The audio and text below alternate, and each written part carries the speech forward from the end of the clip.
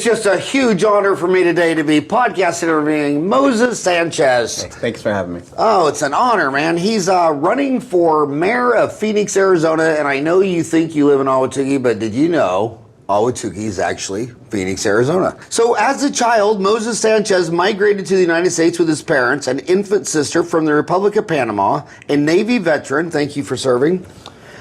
Moses has served for 21 years and continues to serve in the reserves. He graduated from college with a BS in business management and an MBA.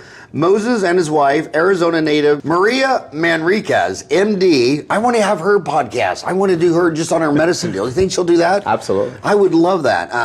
Lives in Ahwatukee, a community of Phoenix. Professionally, Moses is the director of operations and known as marketing, an Arizona-based digital marketing company that helps local businesses grow through targeted social media. In 2012, Moses Sanchez was elected to the Tempe Union High School District Governing Board. For almost 10 years, Moses has been teaching courses such as macro and microeconomics at South Mountain Community College and continues to teach today. Moses and Maria have 3 incredible adult children and 3 grandchildren. All 3 grandchildren graduated from Desert Vista High School, where all my 4 boys went to, and continued on to Arizona State University, where I went to. I have 4 boys. The good one went to ASU. The other 3, including Ryan, went to NAU. Today, Moses continues serving our country as a U.S. Navy reservist, services that include a tour in Afghanistan. Wow. Was that frightening? That was a long year. My gosh, I bet that's just crazy. Well, you know, the 400-pound elephant in the room on Tukeetown is basically they're talking about teachers, leaders said a strike over pay may be necessary in Arizona. So that's the hottest topic. Do you care if we start with that? Sure, we could talk about anything you'd like to talk well, about. Well, I want to start with that because that's all in the news. What's going on there? Well, it's a serious concern. The strike or the walkout, as many are calling it. As an educator and really spending so many years in education, not just on the teaching side, but on the governing board side, education is something that's important to our community. And it's important to me and my campaign and my candidacy and my life. I mean, I really got involved in education through the Kyrene K-8 committee when my kids were in middle school, because I wanted to have a voice in their education and in their community. What middle school?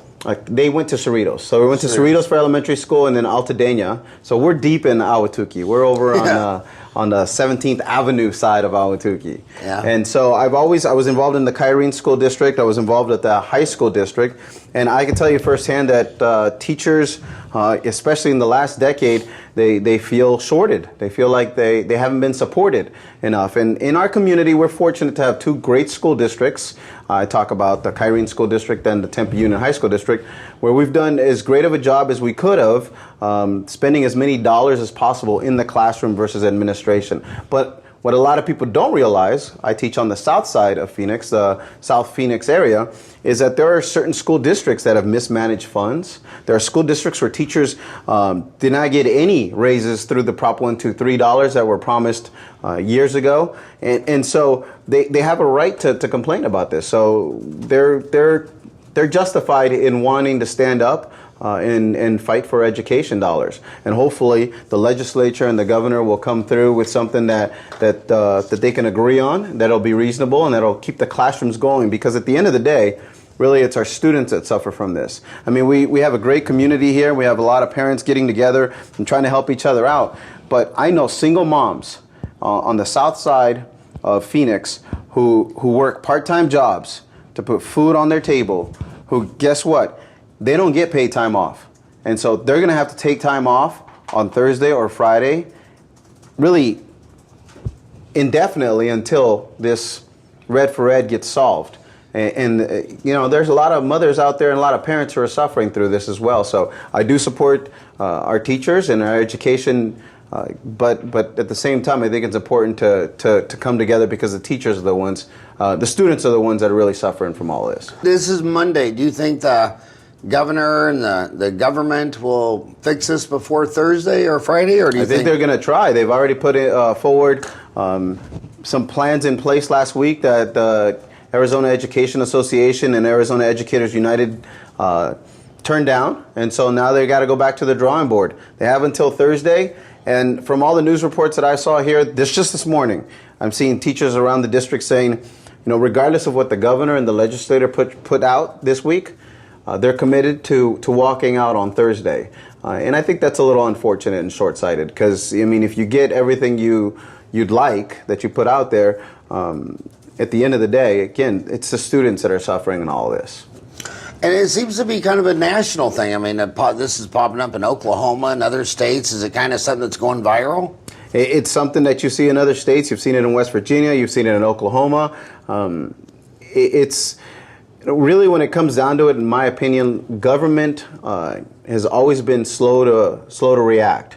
And things that really government has had their hands in over the last decade include healthcare, and you see how slow moving that ship has been, and education. These are things that I'm in the military. Military is government. Guess what? It takes a long time to turn that ship. So I'm really hopeful, though, because I think people are hearing, this is the talk of the town, is this Red for Ed movement. These are, people are engaged. I'm sorry, Red for Red? Red for Ed. Red for Ed. Red for Ed? What does Red for Ed mean? That's, wear red for education. Red for Ed is the hashtag that people are using to... What's the hashtag? It's Red for Ed. Red for Ed. ED. Red for Ed. Yes, and what's that? That's a Twitter thing. It's on every social media platform there is. But this is a hot topic, and this is something that people are engaged. Education is a very nonpartisan, and this is where I think people need to be careful. The movement is right. We need to support education. Where the movement can go sour and can go wrong is the moment that it gets hijacked by a few political operatives. Because the moment it gets hijacked by a few political operatives, it's going to lose the support from a broad-based coalition.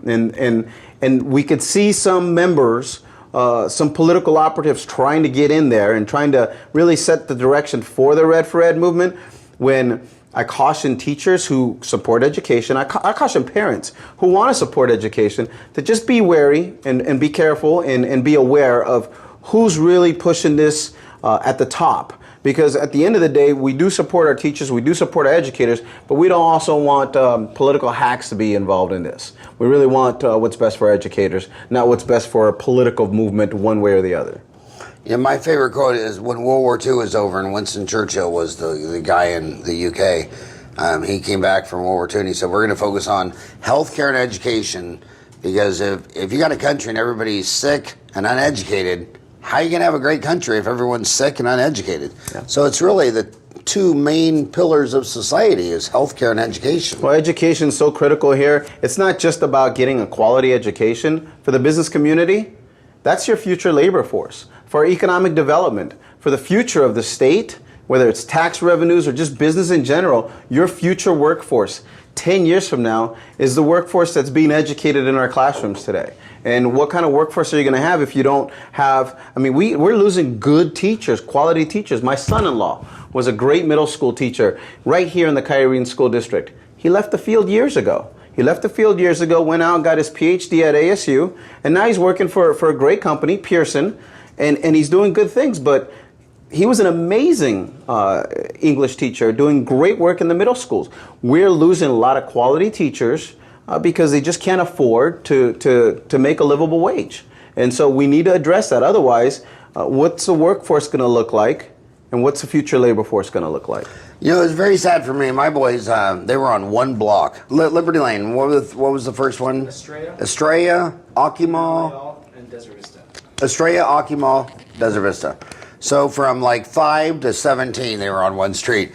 And it was so sad when so many times you go to the parent-teacher conference and the teachers was looking for donations because she had to buy all the construction paper, and she says, I'm really excited about Halloween and drawing all this stuff, but we don't have any money for construction paper. And I'm like, what? You don't have money? And so many of their teachers were taking their own salary to buy construction paper and drawing stuff, and I was like, what? What kind of red flag is that? And it still happens today. And we're fortunate that we live in a community where there are a lot of parent-teacher organizations and a lot of parents who are financially well off that can help support the classroom in that way. But what do you do in other parts of Phoenix where you have neighborhoods where they can't? Not only do can families there can't provide that support to the teachers in the classroom, a lot of these parents aren't even there. They're not even present. I mean, there's an extra layer of difficulty for teachers.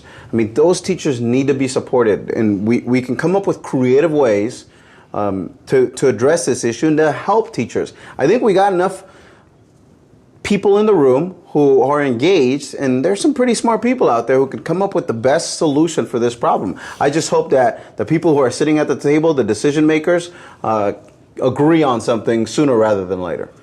So let's back up. I should have started this still. Walk us through your journey. What was going on in your world where you want to be the mayor of Phoenix? Well, how does that happen? I have a unique background. It's an interesting background. I am an immigrant, as you said earlier, and come from a very diverse family. Joined the Navy right out of high school. I've been in the Navy now. In May it'll mark 22 years of service. I'm in the reserves. You don't even look old enough to be doing anything 22 years. You don't even look old enough to have a child who's a PhD. Yeah, I know. Four of those years of the 22 were active duty years, with one tour in Afghanistan. I came back from Afghanistan. I was already involved in our community before I left. When I got back, I got even more involved and got elected to the school board here. And I've always participated, whether it's through coaching at the Y or AYSO. I've always been involved in our community and trying to move our community forward. AYSO? AYSO. What's that? Is the A for Ahwatukee? No. I think it's a American Youth Soccer Organization. AYSO. Okay. But it's a very popular club group throughout the country. But I've always been involved.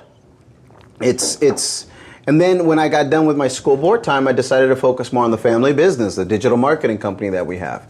And that company started with just my daughter and I. And then we've grown. We have over 12 people in our company now. We're handling small, medium, and large-size companies and organizations, not just here in the Valley, but across the country. And really, for digital marketing. For social media marketing. It's a digital marketing company that specializes in social media marketing. So we really handle the Facebook, Twitter, Instagram, LinkedIn, and Google Plus pages for small, medium, and large-size companies. Okay, say those again. Facebook, Twitter, LinkedIn, Google Plus, and Instagram. Google Plus and Instagram. Yes. Do you do any business in Ahwatukee?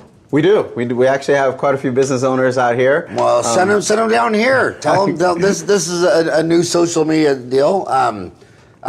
So that I would think a background in digital marketing will really help you run for mayor. That background is really what catapulted our company. My run for school board, we used digital marketing. My daughter said, "Papi, we need a Facebook, a Twitter, and an Instagram." And I said, "Okay, honey, do it." And she ran it. She did it. I won.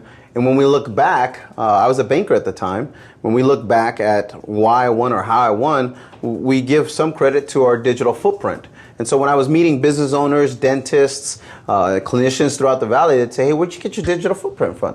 And I said, my daughter. My daughter helped me out. They said, "Well, would she do that for us?" I said, "I don't know, I'll ask." And that's essentially how our company was founded back in 2013. And so it's grown. It's consistently grown. And what's the name of what's the website for the company? It's Nona's Marketing. Nona's is actually... Can you find me that, Ryan? Nona's Marketing. Nona's is my daughter's name, Shannon, backwards. Oh, wow. So her name is Shannon, and she's a graduate from Desert Vista High, class of 2013. What year were you? 2011. Zach was 2013, so they might. So she graduated. Is Zach still here? Yeah. So she graduated in 2013, and then my son graduated in 2015. And so the company's grown. We love. I love what I do. I love the business that we do, and been very involved in the business world up until about October. So in October, the current mayor came out and announced he was going to resign to run for Congress here in the Valley. And when he made this announcement, a couple of other candidates jumped into the race and said, "Hey, I'm running for mayor." Well, then I started getting phone calls from members in the community, both in the education fields and in the business fields. And they were saying, "Hey, Moses, would you consider being our guy to run for mayor to really represent Phoenix families, issues that matter to Phoenix families?" I mean, you have to understand, we're the 5th largest city in America. fifth largest city. Are we really the fifth? Do you feel like we act like the fifth largest city in any category? Is there a category where you could say Phoenix is fifth other than population? So I'm thinking New York, 2 would be what, LA, 3 probably Houston, or 4 probably. Yeah, that's about, I think Houston's 4, and then Phoenix, Houston's Philadelphia. 4. So Chicago's 3? I believe so. I'm not certain. We'll And then make sure. So it's New York, LA, Chicago, Houston, Phoenix. Correct. And then you get Philadelphia. But we're the fifth largest city, and we could do so much better than the status quo. We really can. I mean, we're one of the most polluted cities in America. Number 1 outside of California. We're number 8 on the list. So sustainability, forget about it, right? Education, obviously we have our problems in education. You're seeing the Red for Ed March. Public safety. We're so understaffed. Our police and fire are understaffed and undersupported here. Here in Ahwatukee, where we live, we have 5 police patrols. 5 in the community of Ahwatukee. 2 of those police patrols are on the north side of South Mountain. How far away is that from your house? That's not Ahwatukee. That's a 20-minute ride from where we live. 30-minute ride. So we really have 3 patrols in the community of Ahwatukee. This isn't just an Ahwatukee problem. This is a problem that you see in other precincts throughout the city. So we're not acting like number 5 biggest city in America. We're really just, City Hall is kind of ignored. A lot of the local issues that matter, the basics, things that local government should be doing, taking care of public safety, public health and wellness, public parks. These are issues that matter to Phoenix families. I had enough people comment on it, ask me about representing them, fighting for them. So I decided by the end of December, after we got together a great team of folks, that I would make this run. And in January, I officially announced, handed over all the duties of my job at my company to my daughter, and she hired more staff. And they've been doing an amazing job, and I've just been running for mayor full-time since then. Well, let's get your daughter on the show. I want her to talk about doing that for business in Ahwatukee. That'd be cool. No, absolutely. And your wife's an MD. What kind of MD is she? She's an obstetrician gynecologist, so she's actually... I've never been to one of those. Well, that's a good thing. It's a good thing? No, she's a world-renowned obstetrician gynecologist. Wow. She's got an amazing story. She's a native. She teaches at U of A, doesn't she? She's the interim associate dean at U of A College of Medicine, downtown Phoenix.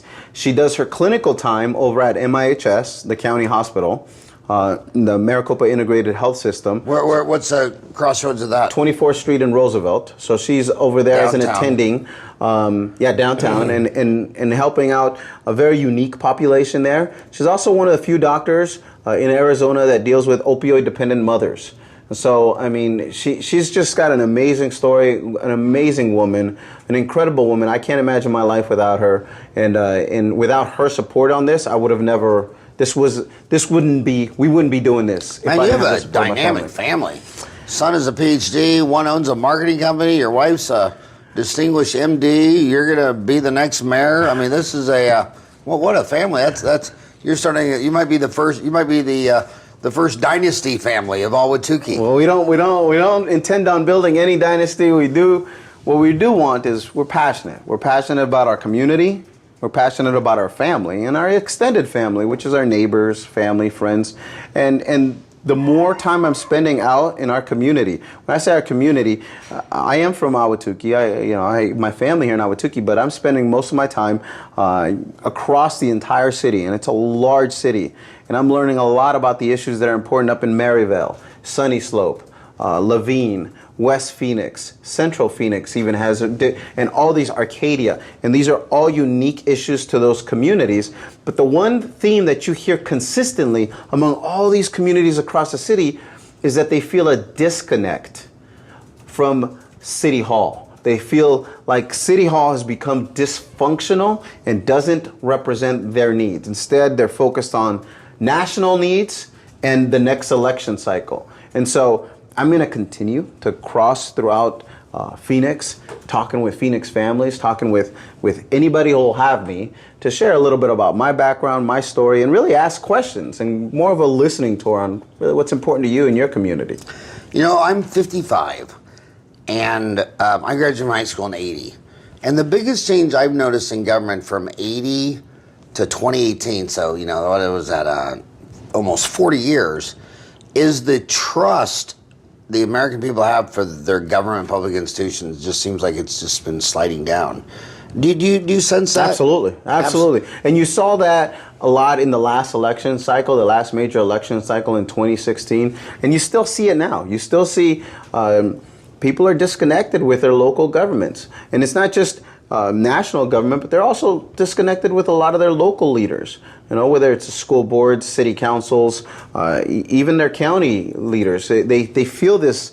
I just don't feel like they're listening to me. I'm working not just 40 hours a week. I'm working, this is what Phoenix families are telling me, I'm working 50, 60 hours a week out there. I don't really have time to engage. And when I do engage, when I call City Hall, there's a flood in my park and the water's still going. My kids can't play in the park. Can you get somebody to come out here and fix it? Sure, we'll look into it. 3 days later, the park is still flooded. Nobody's fixed it. Not only can my kid not go and play in that park, but we're wasting water. You want to talk about sustainability? Who's using that park? So the disconnect is real. I was at a budget meeting just a week ago where I heard families in Levine talk about, I don't want a new street. The street west of 19th Avenue on Baseline has cracks this big. We haven't had those cracks sealed in 10 years. I'm not asking for a new street. I'm just asking to fill those cracks in because there's local families who drive through those just destroyed cities, infrastructure, and now they're driving on ball tires. They're destroying their vehicles. They can't afford to go spend $400 or $500 on. Not in that neighborhood. They're not asking for a new cultural arts center. They're just asking to fill these cracks. This disconnect is real. It's serious, and I think we can do better. So another, the pillars of the community. Government, healthcare, education. Another one's small business. What's your thoughts, being mayor? What are your thoughts on small business? How does a mayor help small businesses? Well, anybody who's had to deal with local government from the business points of view, whether it's zoning issues, whether it's licensing, most folks can tell you that they haven't had a positive experience. I mean, there are some few that have had an easy process, but there's a lot of frustration among the business community. There is, and they're just like, I just wanted to add a second structure to my building, or the zoning problem. I know you see it at the city hall meetings where you see people come up there and say, I bought this lot, I wanted to build a restaurant, and now the liquor license is being held up because somebody has a problem with it. And we went through all the steps and all the process, and it got approved all the way to the very end, but some special interest group jumps in and gets a hold of my city council member who I've never even met. And now the city council member has a problem with me getting this liquor license in this restaurant that I put the last 3 years of my life into, right? The frustration is real. And you can see it every single time you watch the city hall meetings. People are frustrated. Nobody's saying, man, I love our city government. You're not hearing that here in Phoenix. That's a problem. I aim to fix that. When you said the city councilman I never met, I'm instantly embarrassed. I don't even know who the city councilman is. Ahwatukee. It's Sal DeCiccio. Sal. I know and Sal. Sal's very okay. He's very active. Sal, okay. I did know that. Brian, can you edit this out and make me look good? I'm just kidding. We need to get Sal on the show. Do you know Sal? I do know Sal. Do you think you can tell him to come on the show? I mean, I have no idea. I went to his website and sent the email to the Gov deal, but my only request to you would be if you ran for mayor, and this didn't come from me. I've been treating patients in this town for 30 years. So many people wish that the government was paperless. You're always getting all this mail and forms, and it's like you get all this paperwork and forms from everything, and you're like, God, when you get all that from Chase, it's all online. But when you do it with the government, it's all paper. And it's like, if the United States Fed, state, city, if they all went paperless, God, that would make life easier. If you could for a do all city- your interactions on your iPhone. For a city that claims to be sustainable, right, and advocating sustainability, you don't quite see that in some of these areas. My company is a upstart company. It's a tech company. It's a small company. But I can tell you this: we're constantly innovating. And the fact that you can use your phone to create a podcast, to promote that podcast, to push out that message, to reach out to your community and engage with them, right? But you can't use your phone. You can use your phone right now, buy plane tickets and a tour of the Great Wall of China. Get your hotel and your restaurant and everything reserved on your phone right now. You can have some stranger pick you up outside here and take you somewhere else. You can do so many things with your phone right now, but you know what you can't do? You can't find out who donated to your city council member on your phone. You can't find out what your city council member's been doing the last 3 months or what they voted on your phone. Good luck trying to figure that out on a laptop. You can't find that. Why can't we have a more transparent government through technology? These are things that they're real basic. You don't need advanced degrees for this. I don't have an advanced degree in technology. I had a standard business background and an MBA. But I can tell you this, I get the smartest people in the room and I say, how do we improve this? How do we make this better? And they'll figure it out. Why can't we do that in government? That's one of the things that I plan on doing when I get elected is get the best people in the room and figure out how can we make government more transparent through technology. Yeah, I mean, you just get letters and forms all the time, whether it's paying a sign tax or this or that or this or that. And my team's always sitting there saying, when you deal with your dental vendors, dental suppliers, your Chase Bank, I mean, all that stuff is just, it's all online. But the government's always the U.S. Postal Service. So this is dentistry on Ahwatukee Uncensored. So let's talk about some really controversial stuff in Ahwatukee. The two big issues that seems like everybody is really talking about. There's a lot of retirements here, and you got one dead golf course, and one that's kind of dying off and on, and then the other issue is the 202. And I lost interest in 202 because you probably won't believe this, but when I opened up my doors in '87, they were talking about the 202, and Phoenix mayor came down and talked and everything. But it's just, they've been kicking that can for so many years. It's 30 years later, and they're still talking about the 202. So rant about those two issues, the golf course dilemma and the 202. I think the golf course dilemma is unfortunately a failure of leadership. I mean, these are issues that you can see coming, like what's happening right now in Club West. We see Club West. I mean, we've seen Club West, and we know that what happened at the lakes can happen at Club West. And maybe it can happen in other communities with golf courses. How do we get ahead of that? How do we solve that problem before it even happens? And we're fortunate that it looks like Club West is coming together somehow and getting really active. Unfortunately, here at the lakes, I mean, you have an eyesore, and it's heartbreaking. It really is. The Club West situation, I believe the city is doing the best they can to play their role and their part. I don't think that city government should be involved in the hotel industry or in the golf industry. I believe that the private sector is best at handling that, but I do believe that our city officials and city leaders should play a role in this. Where's the mayor during the Ahwatukee Lake situation? Where's the mayor been? Where's the mayor been during the Club West situation? You don't hear it, and that's a problem. I mean, leadership is something that we're really lacking at City Hall, and I mean to bring some of that. The 202 situation, I drive up and down to 202. More from the local perspective, because 202 being a state issue. Just today, I'm driving down Pecos Road. 2 DPS and 1 state trooper. What does it make me think of? I just saw 3 first responders on Pecos, which means I can drive Chandler Boulevard, I can drive down Ray Road and not see 1 Phoenix PD. But there's 3 on Pecos Road. We have a real problem with public safety at the local level. Phoenix PD is undersupported and understaffed. I can't beat that up enough. I have friends that joke around and say, you know what? If you want to hurry up from the west side of Ahwatukee and get to the I-10, take Chandler Boulevard. You can go 60 down that, you'll never get pulled over. There are schools in our community.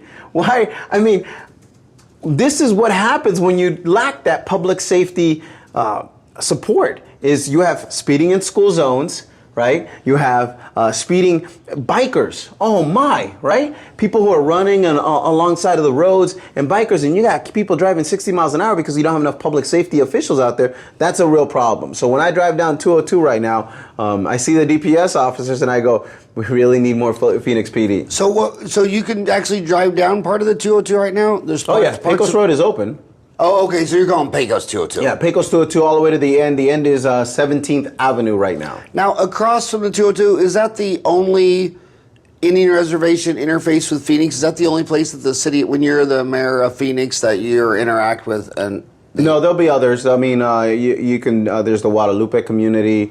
Okay. And then there's others on the West Valley also as well. V-Kiva. Really? Yeah, where the 202 meets over at Levine over there. So a lot of people. Just talking to patients, chairs, a lot of people always wondered, there must be something wrong with the relationship between Phoenix and the Indian reservation if they didn't just put the 202 right down the empty Indian reservation. A lot of people are saying, you were tearing down houses, you were tearing down churches, and across the street is just an empty field. So a lot of people, that's very confusing to see them tearing down churches and houses when the other side of the road is just an empty field. One of the problems I think we've had in Phoenix is our city hall is so focused on Phoenix, they've ignored the rest of the valley. They really have. Being the 5th largest city, what happens that's positive on the rest of the valley is positive for Phoenix. Phoenix has been extremely reactive and not proactive in building these relationships. When the governor gets out there and he talks about the economy in Arizona and how great the economy is roaring, he never says, thank you, Phoenix. Okay? Phoenix is never leading the way, not just publicly, but behind the scenes. They're just not. They're reactive to everything. And so, as the mayor, we should have developed a lot of these relationships with the rest of the valley, with the rest of the communities that touch, not even with Tucson, even with Casa Grande, all throughout the valley, throughout our area, because the way Phoenix goes is the way the rest of the state goes. And so it's really important that we get good leadership here in Phoenix, leadership that's willing to reach out and collaborate with the rest of the state, not just our city officials, but our state officials and the governor. And we just haven't had that. So I'm not surprised that neighboring areas, the communication breakdown that occurs between our neighboring communities and Phoenix happens. The current mayor, Greg Stanton, the current mayor of Phoenix, is a Democrat. You're running as a Republican. Does it matter if the mayor is Republican or Democrat? Well, I mean, is there? I'm running just as Moses Sanchez. There's no R or D behind my name. I am a registered Republican, and that's not a secret. When I ran for school board, it was also a nonpartisan race. So I ran as a nonpartisan candidate because a lot of the issues at the local education level aren't partisan issues. There's not a Republican or a Democrat way to help with curriculum or to support teachers or to support staff or to make sure that our community's fiscal stewardship is in order, that we're making sure that we're spending the dollars the way we're supposed to be spending them. There's not a right or left way to do this. A lot of the issues, I would say the majority of the issues at City Hall are also nonpartisan issues. There's not a right or a left way to do public safety or parks or addressing public health and wellness or fixing the bike lanes or the infrastructure or the cracks in the roads. There's not a right or left way to do these things. So I am the only registered Republican running. That is true.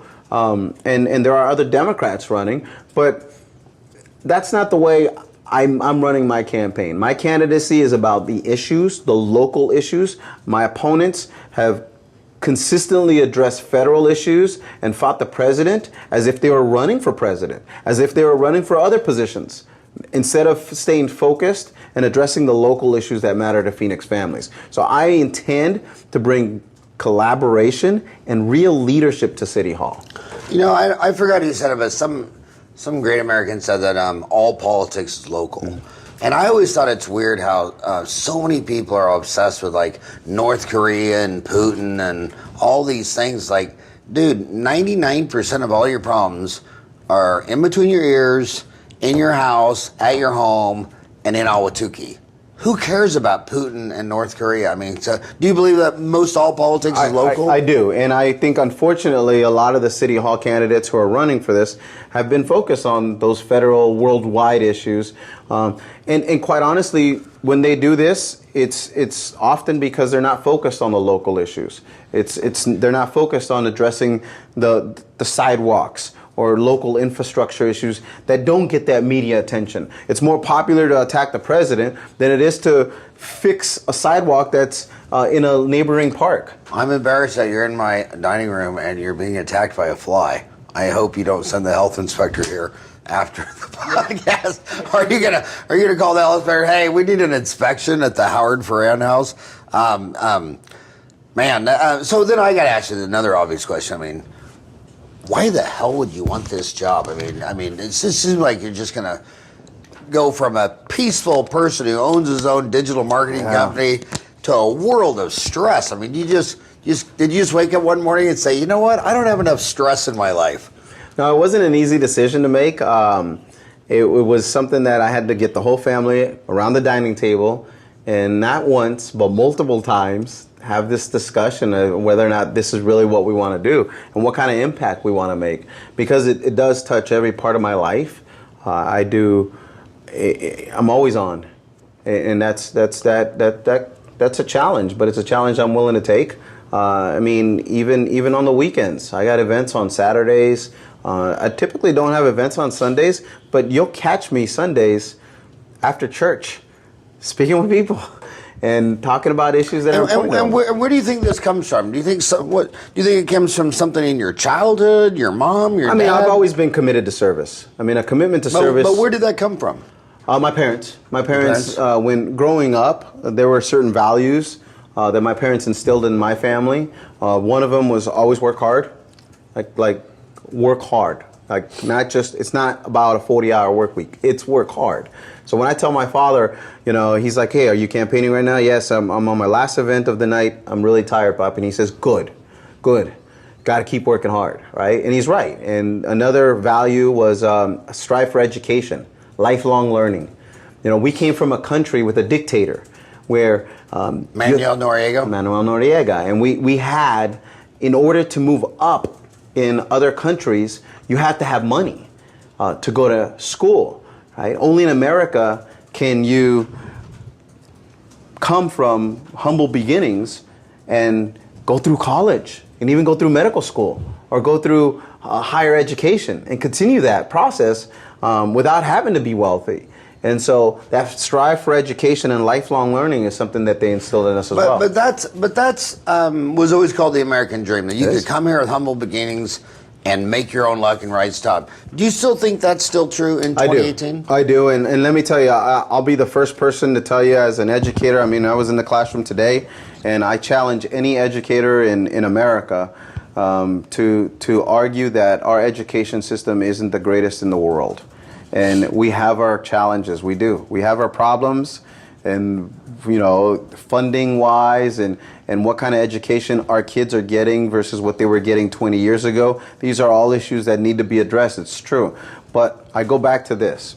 Regardless of the statistics and the numbers, only in America can you be a homeless kid or a young teenage mom, not finish high school, and grow up and be a doctor or a lawyer or a CEO.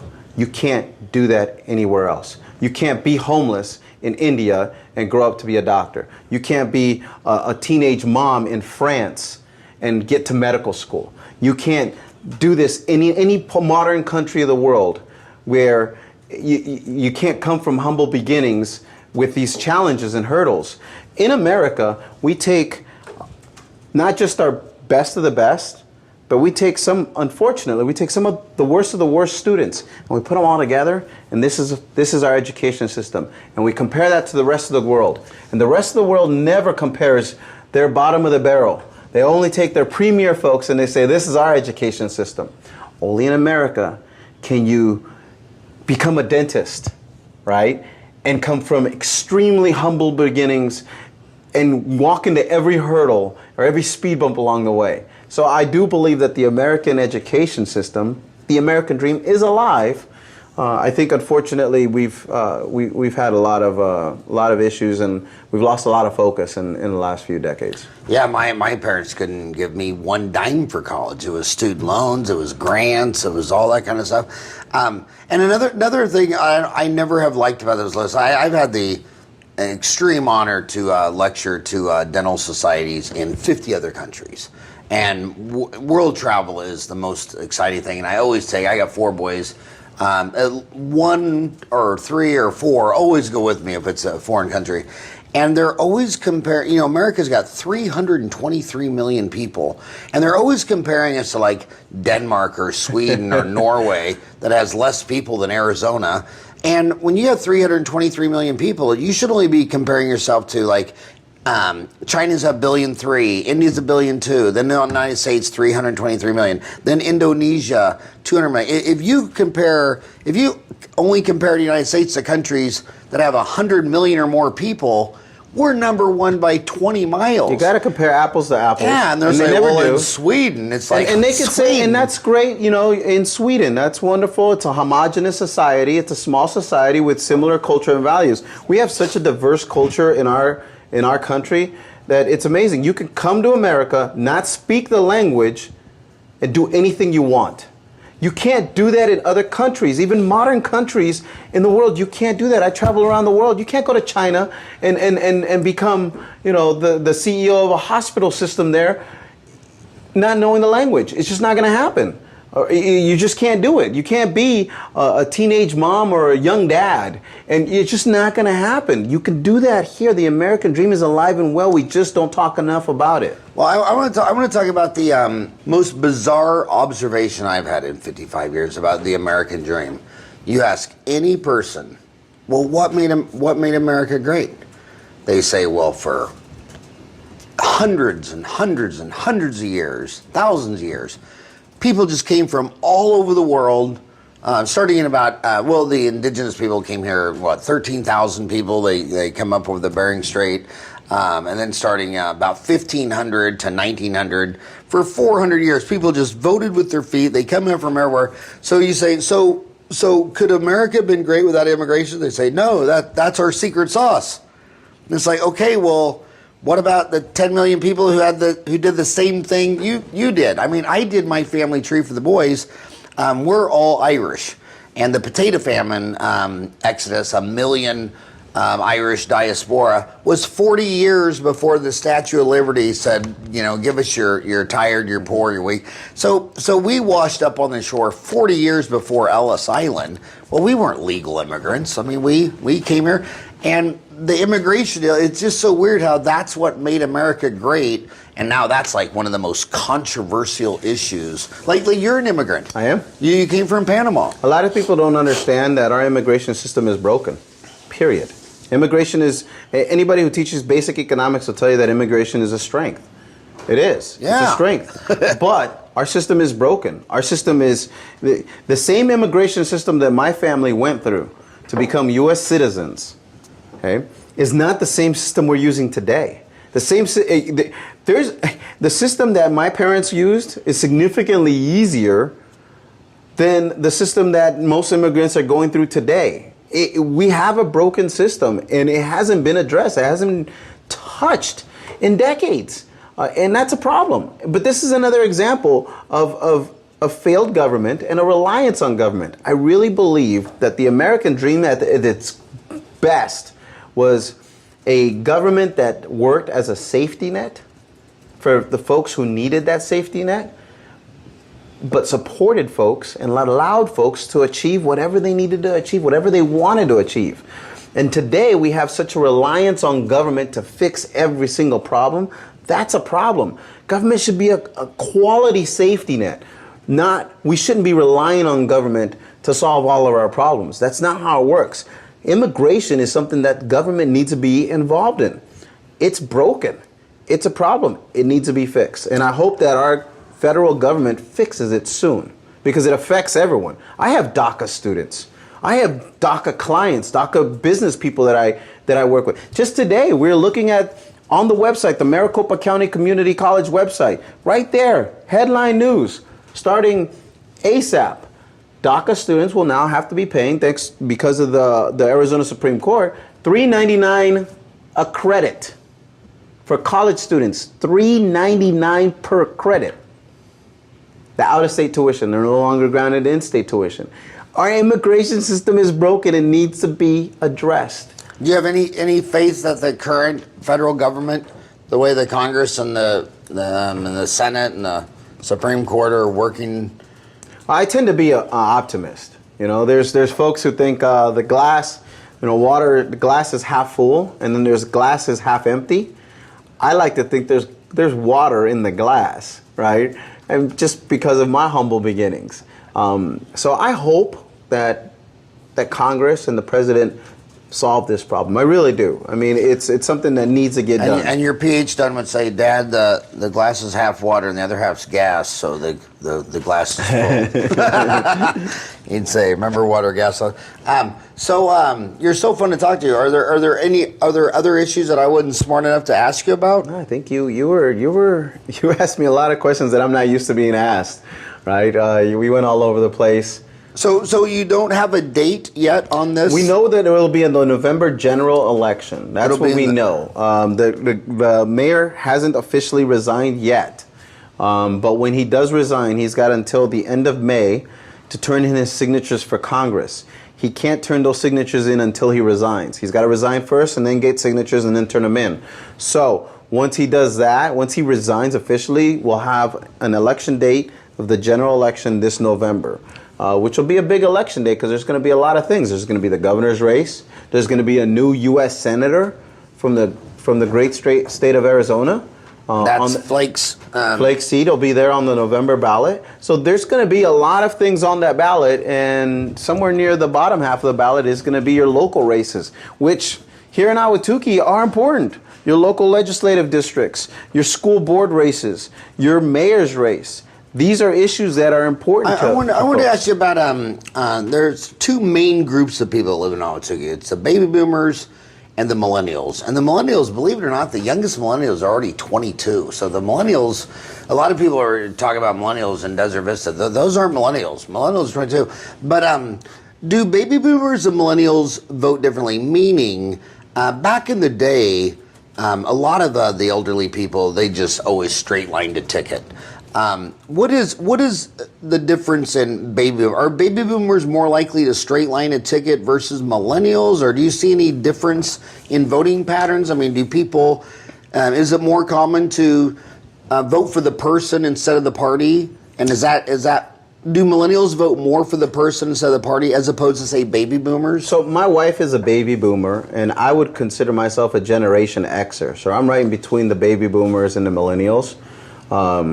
And I would say that... So she allows you to tell people that you married an older woman? Are you thinking she's not going to see this podcast? So I do think that the baby boomers probably vote more values just right down the line. I do think that the Generation X, my generation, and the millennials are probably more independent-minded. And I think you see that streak...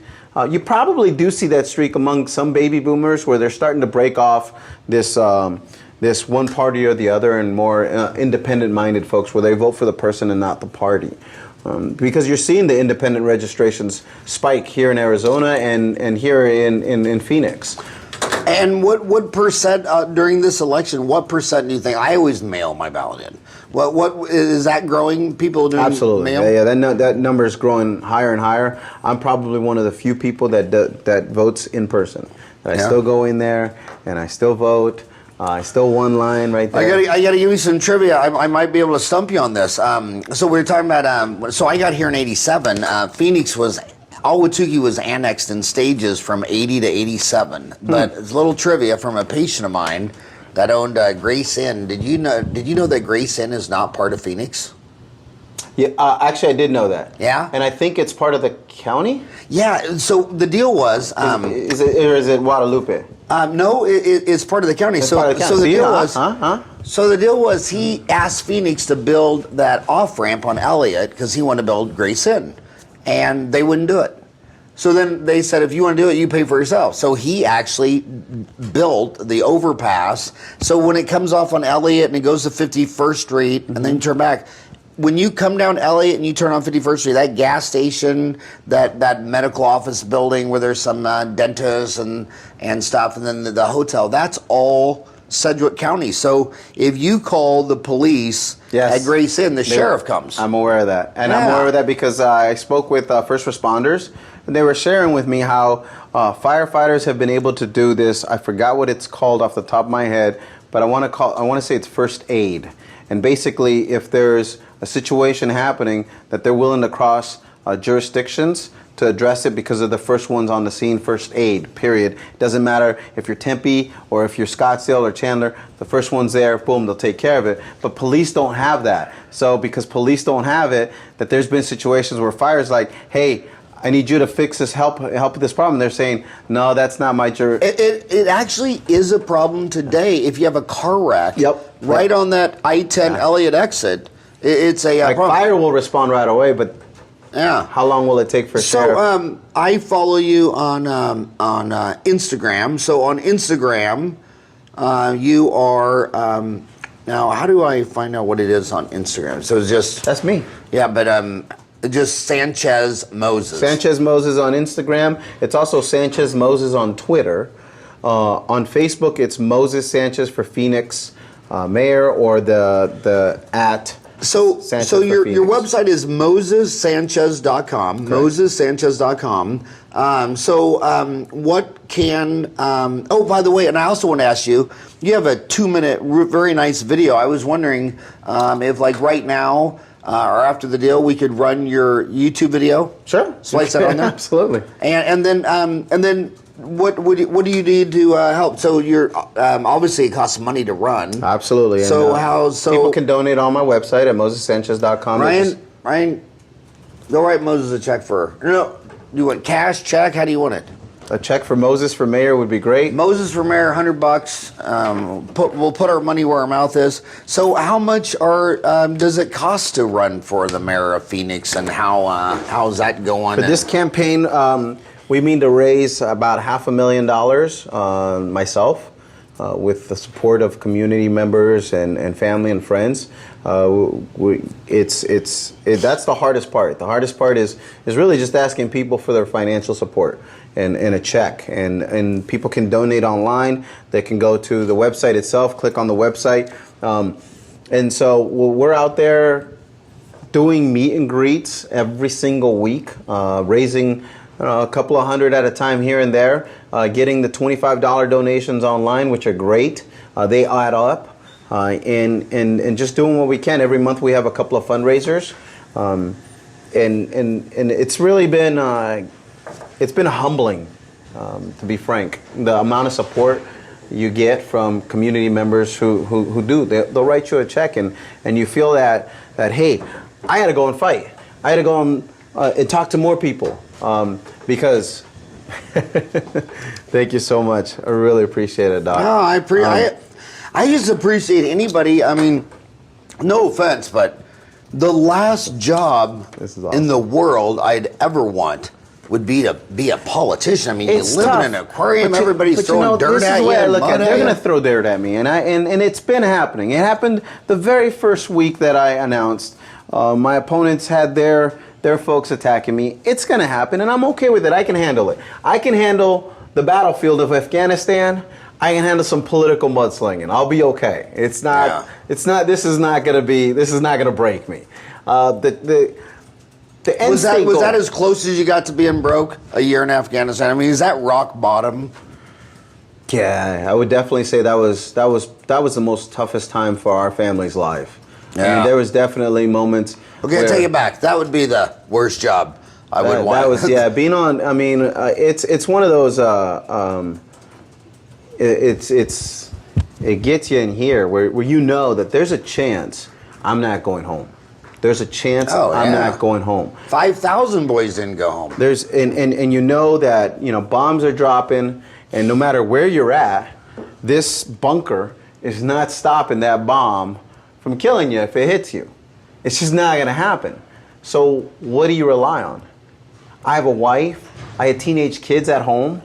I got grandkids. I got a whole family at home. I got a community that we, at Cups and Crepes, right here at Cups and Crepes, they said goodbye to me on my birthday, February 3rd, 2011. Cups and Crepes? Cups and Crepes, right there on Chandler Boulevard, right next to Eddie Chow's, the Chinese restaurant. Yeah. My going away party for Afghanistan was right there, February 3rd, 2011. There were 100 people there, local media. I mean, the support of my community, and here, bombs are dropping, and I might not get to go home. My daughter was in high school, my son was in high school, he was 13, she was 15. I mean, it's not even about me anymore, it's about what will my wife do? What will my daughter do? What will my son do? Right?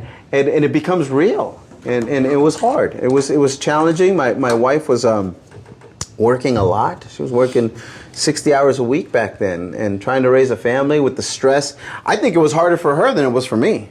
I really do. I mean, we have our battle buddies and our shipmates around us, and we try to kill time by doing whatever we can, right? Playing cards, we're playing spades, or playing. I mean, we're always doing something. Either watch, we're on the lookout, we're playing games with each other, just trying to kill time. Meanwhile, at home, my wife's at work at lunchtime thinking, is he under attack? Is he going to come home? Is he going to lose a limb? Is he going to lose a butt? Is he going to come back the same? Forget. Okay, once he comes back, is he going to be the same? Is he going to suffer from some form of PTSD where he physically came back, but mentally he didn't? We don't know these things. And so it was a very scary time. It was a tough time. And we got through it, and we became better because we relied on our faith. We really did rely on each other, on our family, and my community. I mean, I remember putting up on Facebook one night, my water heater broke.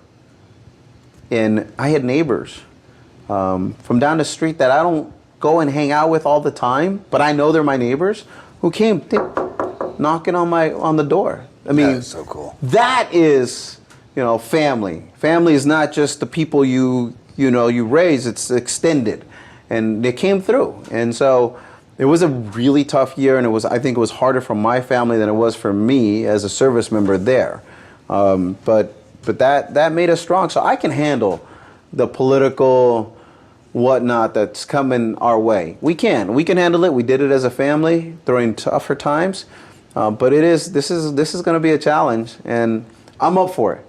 I'm up for it because people like you and the supporters out there who write the checks and say, hey, you know what? I don't want a new street.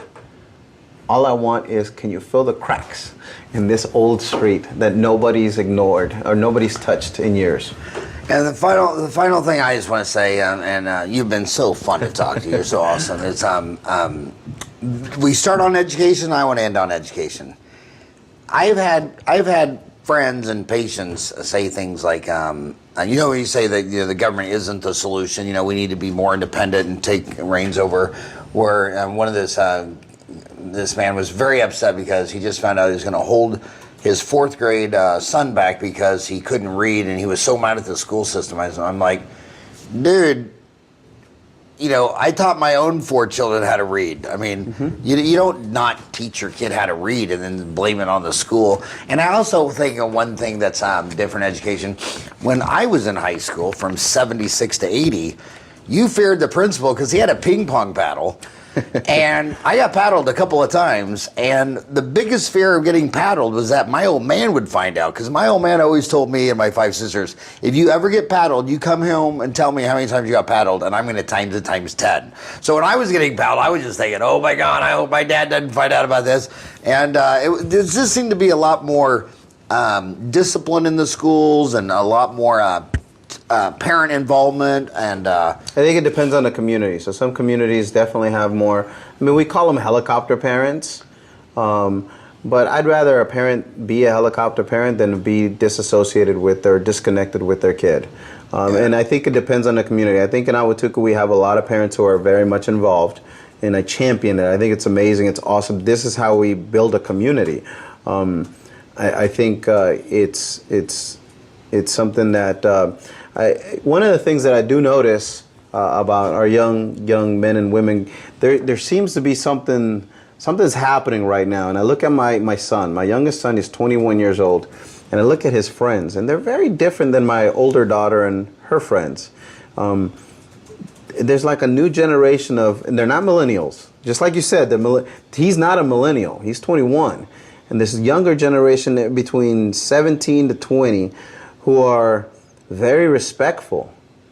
It's something that I wasn't used to hearing the generation. And I talk about my college time, right? Who were very yes, sir, no, sir. I see my son. He was always yes, sir, no, sir. Very respectful young man, right?